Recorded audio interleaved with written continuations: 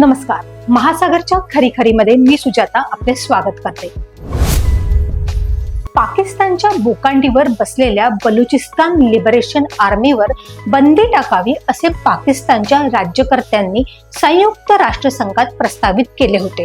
या ठरावाला चीनचा पाकिस्तान सोबत संयुक्तरित्या पाठिंबा होता. त्यासोबतच आणखी काही देशांचाही पाठिंब्याचा हात होता. पण बलुचिस्तान लिबरेशन आर्मी म्हणजेच बलियावर बंदी टाकण्यास चक्क अमेरिकेनेच विरोध केला. अमेरिकेच्या नकाराच्या सुरात आणि इंग्लंड आणि फ्रान्सनेही सूर मिळवला, म्हणजेच त्यांनीही विरोध केला. त्यामुळे संयुक्त राष्ट्रसंघाच्या नकाराधिकार असलेल्या विशेष देशांच्या नकारामुळे हा प्रस्ताव आता थंड बस्त्यात गेलेला आहे.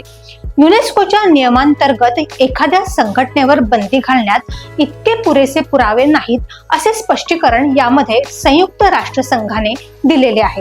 कारण ज्या पाकिस्तानने आपल्या जन्मापासून अतिरेकी घडवण्याचे एकमेव कार्य केलेले आहे, त्या पाकिस्तानला आता बलियाची म्हणजेच बलुचिस्तान लिबरेशन आर्मीची भीती वाटत आहे.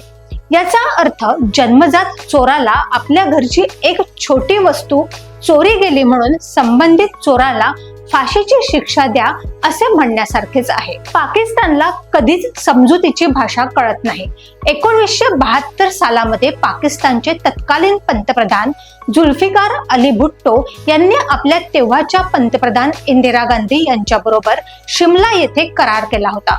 त्यावेळी इंदिरा गांधी यांच्या हातापाया पडून मला निदान पाकिस्तानमध्ये तोंड दाखवण्यासाठी तरी जागा राहू द्या असे म्हणत हातापाया पडून अनेक सवलती आपल्या पदरात पाडून घेतलेल्या होत्या. 1971च्या लढाईपूर्वी आपण भारताबरोबर 1000 वर्ष लढू शकतो अशा वल्गना करणाऱ्या जुल्फिकार अली भुट्टोला शेवटी इंदिराजी यांच्या मेहरबानीमुळेच पाकिस्तानात पाय ठेवता आले. हा इतिहास आहे. भारतात सत्तेवर कोणीही असले तरी भारताने नेहमीच दहशतवादाचा विरोध केलेला आहे. दुसऱ्या देशाविरुद्ध कधीच कटकारस्थाने भारताने केलेली नाही. अफगाणिस्तान सारख्या अनेक देशांना नेहमीच मदतीचा हात दिलेला आहे. त्याविरुद्ध या पाकड्यांनी नेहमीच दहशतवादी कृत्य म्हणजे जणू काही आपले पारंपरिक धार्मिक कार्यच आहे असे समजून दहशतवाद्यांचे उत्पादन आपल्याच देशात मोठ्या प्रमाणात केलेले आहे. 1948 सालामध्ये पाकिस्तानने भारतावर पहिला हल्ला केला.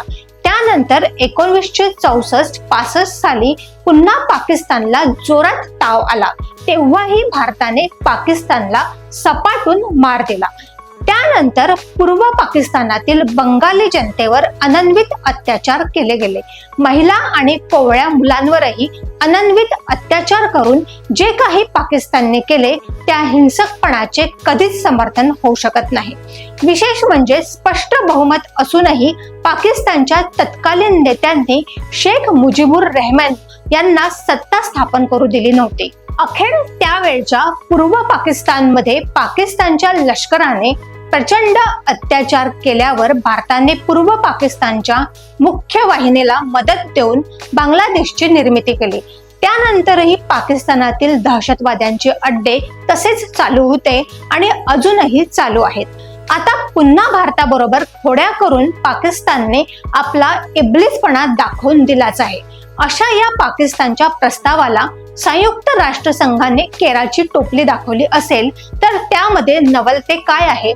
प्रश्न असा आहे की अमेरिकेने त्यांच्या लाडक्या पाकवर अशा प्रकारचा बलात्कार करणे हे फक्त लहरी लाला ट्रम्पच करू शकतात. आता तर बलुचिस्तान लिबरेशन आर्मीला म्हणे भारताचा पाठिंबा आहे, म्हणजे असे पाकिस्तानचे म्हणणे आहे. भारताला इतर देशांच्या अंतर्गत व्यवहारात लुडबुड करण्याची सवय नाही, पण बलुचिस्तान आर्मीला भारताने विरोध करण्याचेही कारण नाही. सध्याच्या घडीला बलुचिस्तान पाकिस्तानसाठी सोन्याची कोंबडी आहे. बलुचिस्तान मधील खनिज संपत्तीवर पाकिस्तान मजा मारत आहे. आज पाकिस्तान मधून बलुचिस्तानला वेगळे केले तर पाकिस्तानची सगळी गुंडगिरी काही सेकंदात संपुष्टात येऊ शकते. संयुक्त राष्ट्रसंघाने विशेष अधिकाराद्वारे पाकिस्तानची जिरवलेली आहे, हेच आपल्यासाठी महत्त्वाचे आहे. यापुढील भविष्यात बलुचिस्तानने बल्ले बल्ले व्हावे अशी अपेक्षा आम्ही व्यक्त करीत आहोत. कितीही मनात नसले तरी आपल्याला याबद्दल मन मारून सुद्धा ट्रम्प यांचे यासाठी आभार मानलेच पाहिजेत. अशाच घडामोडींसाठी बघत रहा महासागर. अजूनही तुम्ही आमच्या चॅनलला सबस्क्राईब केलं नसेल तर लगेच सबस्क्राईब करा, लाईक करा, शेअर करा आणि बघत रहा महासागर. नमस्कार.